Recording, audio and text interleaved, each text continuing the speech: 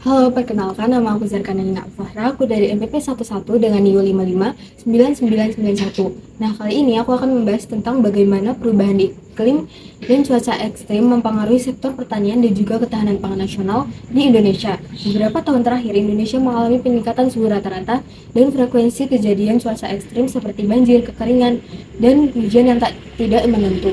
Menurut BMKG 2024, Indonesia mengalami peningkatan suhu rata-rata sebesar 0,03 derajat Celcius per tahunnya selama 2 dekade terakhir. Nah, hal ini tentunya menjadi ancaman serius bagi sektor pertanian sebagai tulang punggung pangan dan juga mata pencaharian utama masyarakat pedesaan di Indonesia.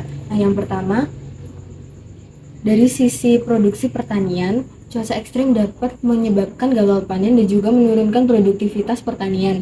Untuk yang kedua, dari sisi rantai pasok pangan, perubahan iklim dapat memperlambat distribusi, di mana ketika banjir datang, distribusi beras dan komoditas lainnya menjadi terganggu. Hal ini menyebabkan harga di pasaran menjadi meningkat dan inflasi pangan pun ikut meningkat. Nah, yang ketiga, ketahanan pangan nasional di Indonesia menjadi semakin rentan karena ketergantungan pada suatu komoditas tertentu seperti beras. Faktor lain seperti kurangnya akses terhadap teknologi pertanian adaptif juga berperan penting. Nah, untuk mengatasi semua dampak perubahan iklim tersebut, masyarakat dan pemerintah perlu bekerja sama lewat beberapa langkah nyata. Yang pertama, pemerintah perlu mengembangkan benih atau tanaman yang tahan akan kekeringan atau banjir, sehingga hasil panen tetap stabil walaupun cuaca ekstrim sedang melanda.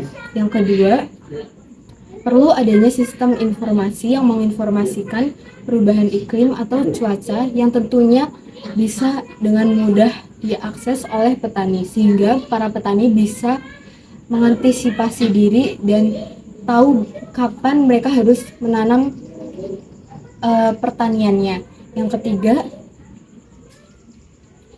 pemerintah perlu mendorong teknologi pertanian agar para petani ini bisa menghasilkan produk yang lebih efisien dan efektif dalam skala yang berkelanjutan.